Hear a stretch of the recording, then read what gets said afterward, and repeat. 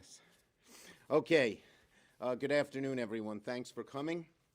And Democrats are so proud that the American Rescue Plan is already delivering help to millions of Americans. We said before, help is on the way. Now we can say, help is here. Help is here because Democrats are delivering on our promises, just as we said in the campaign. Democrats promise, put us in office, you'll get checks. They're getting checks. Put us in office, the vaccines will start coming forward. Now over 2.4 million shots are being administered a day. Put us in office and we'll do something about child poverty. The American Rescue Plan cuts poverty in half. We're helping feed the hungry. We're helping people stay in their homes. We're helping our neighborhood restaurants and small venues weather this awful COVID storm. The American Rescue Plan is something every Democrat is obviously very, very proud of. We all came together and we got it done.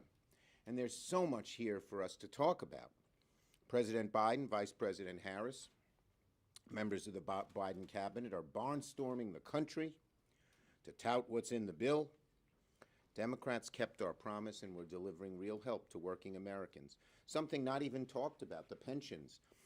Last week, a gentleman, construction worker, depending on his pension, actually a Teamster, but he works in construction, depending on his pension, was teary-eyed. He said, if my pension goes down, I don't mind that it hurts me. It hurts my spouse, my wife, my children, my parents. They're all depending on me. Please save it. We've saved it. We've saved it. So, we're doing our job as promised. When we got into office, when we became the majority, everyone said, how are they going to get it all done? You got to confirm the cabinet. You got to do an impeachment trial and pass AARP. Well, we have done an impeachment trial. We passed AARP.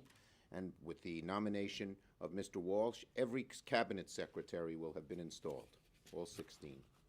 So we've kept our promise. And so many other good things. Native Americans have far too long been neglected at the cabinet level. Now there's a strong voice in Deb Haaland. Now they have a seat at the table. Small business needs money. Isabel Guzman is being confirmed as Small Business Administrator. We have to have a much tougher, stronger policy against China. Catherine Tai will be confirmed as Trade Rep. And on Thursday, we'll confirm Javier Becerra to be HHS Secretary, and the House will send us a bipartisan bill on PPP. We Senate Democrats support it unanimously. We want it to move as quickly as possible. I just hope our Senate Republican friends will agree to pass the PPP extension without delay so that small businesses that need our help won't fall through the cracks. Senator Durbin. Let me put my mask back on. And Senator Durbin, with or without mask, as of his choosing. Sans mask, as we say in Illinois. As they say in Chicago. 12 years ago, you remember when Mitch McConnell pronounced the beginning of the Obama administration the one-term presidency, and then set out to deny any Republican votes for anything Obama wanted. It went on and on and on for months and even years. It was frustrating to be a senator, even worse to be an American looking to the Senate for results. So what plan do the Republicans have in this round? It appears it's the same McConnell playbook. We are not going to play. We are not going to participate. And look what happened. We passed the American Rescue Plan without him. And the American people now get a look at what Mitch McConnell and his Senate Republicans refuse to support. It addresses the most fundamental concerns families have across America. First, the pandemic. Second, the economy. And third, a myriad of other issues, whether it's schools ready for kids or whether it's individuals that receive enough cash to make it through the next few months. These are the bottom line issues for America, and McConnell stays on the sidelines. He refuses to participate. I hope he's wrong. I hope enough Republicans decide this is not the right approach, that they'll join us in bipartisan efforts. There are many things we can't do by reconciliation. We need a bipartisan approach. And I hope they'll see that in the best interest of this country for us to come together. And the argument that this bill, this American Rescue Plan with 1.9 trillion or so, is full of pork, is full of beans. When you get down to it, this bill really does what it says it does. It helps the Americans directly. No sleight of hand, no hidden tricks. It just basically comes through with the money when they need it. It's not only good for them, it's not only good for our communities, but it's good for America. The economists tell us we need to get up off the floor and move forward again together. We're going to do it with the American Rescue Plan. Senator Murray.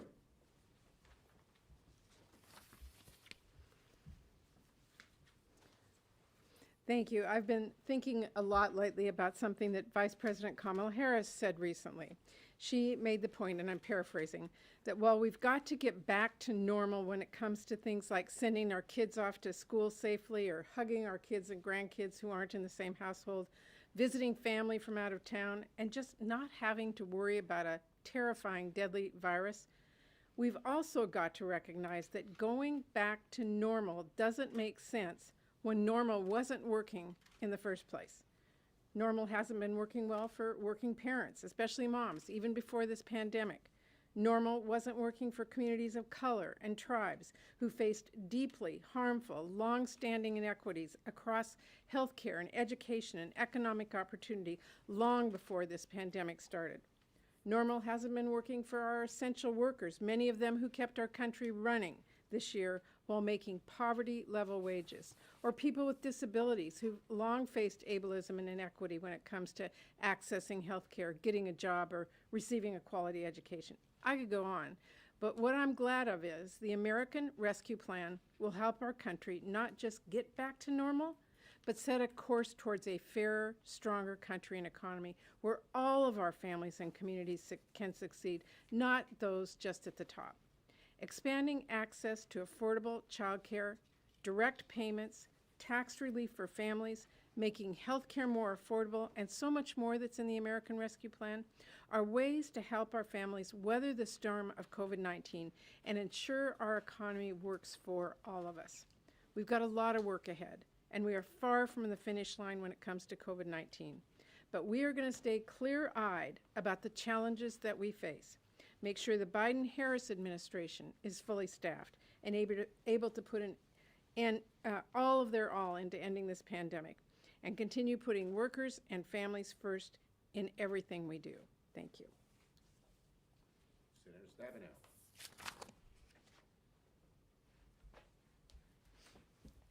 Thank you. Help really has arrived for the majority of people in our country, and certainly for the majority of people in Michigan, and that's why I want to speak to for a moment. Consider a single mom who has two young children, a 3-year-old and a 6-year-old. She lost her job a number of months ago because of the pandemic.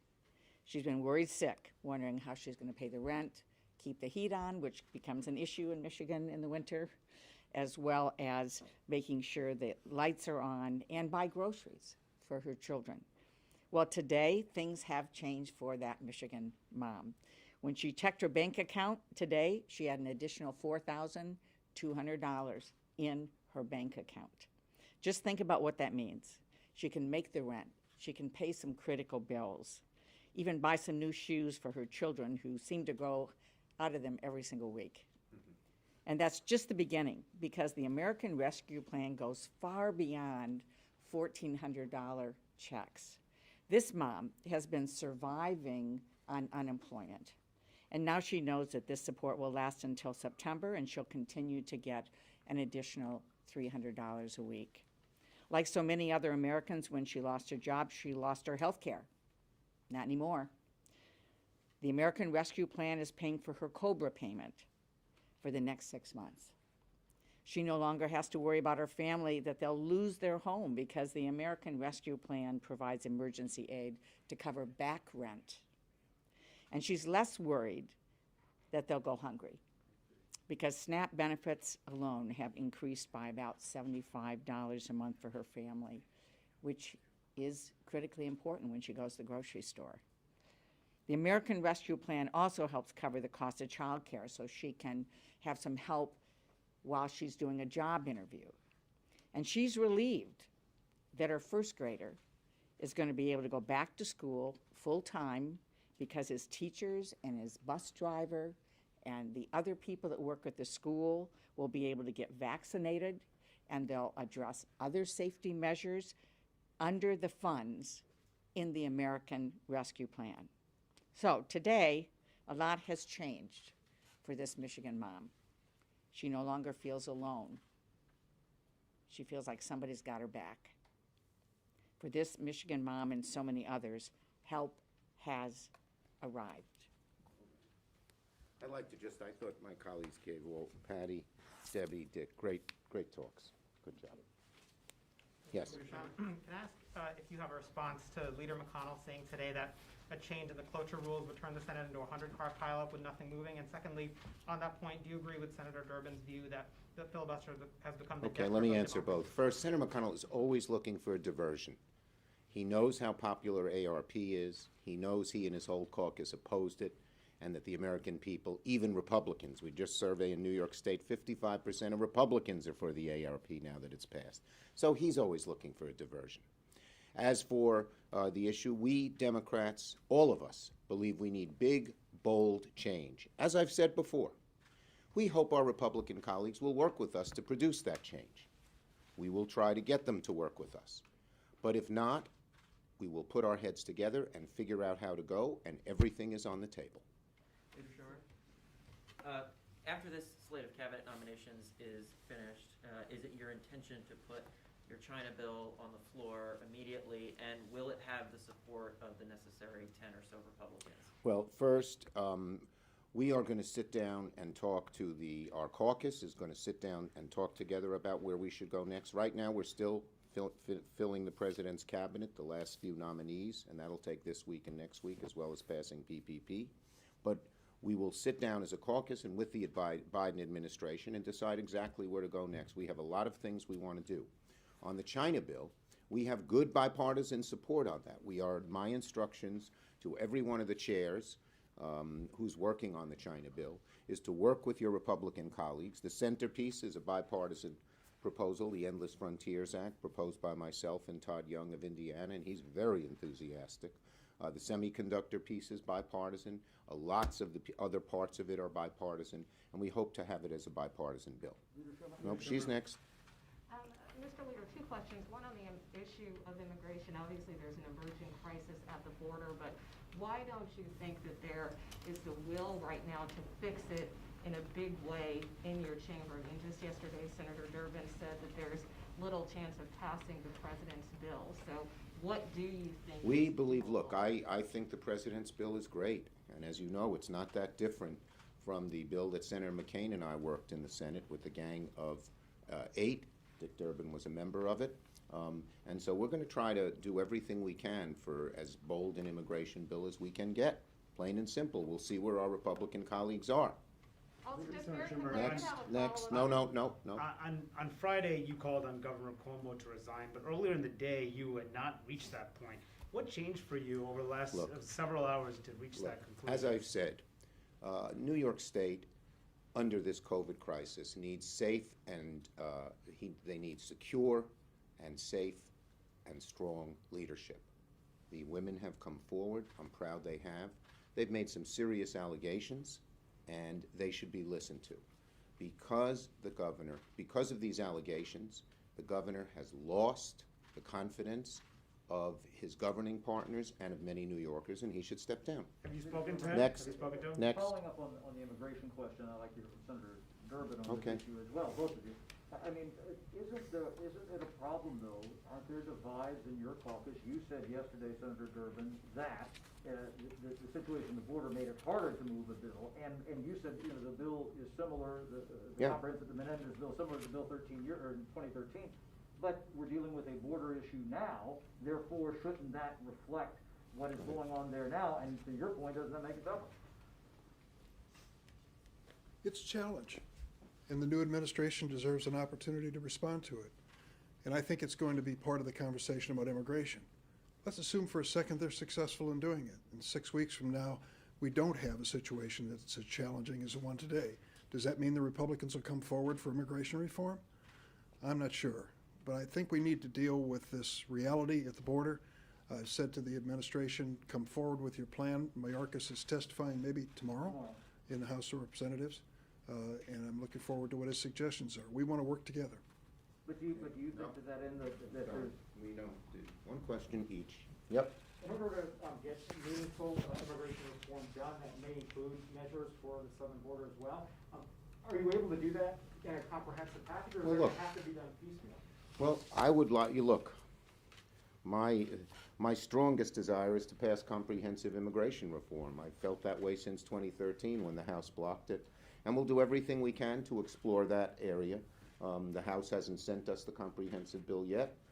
They're in the process of sending us other legislation. We want to do as much as we can to make immigrants welcome in America, to make sure that America integrates immigrants into our system of government, and we'll keep fighting to get as bold and strong a bill as we can. Would you be open to doing that? Yes, next. We've spent some time now talking about the challenge of immigration. We've talked about infrastructure. I'm curious with Chairman Sanders suggesting perhaps budget reconciliation needs to be used on a transportation infrastructure bill. What do you see getting done in the Senate on a traditional sort of 60-vote margin?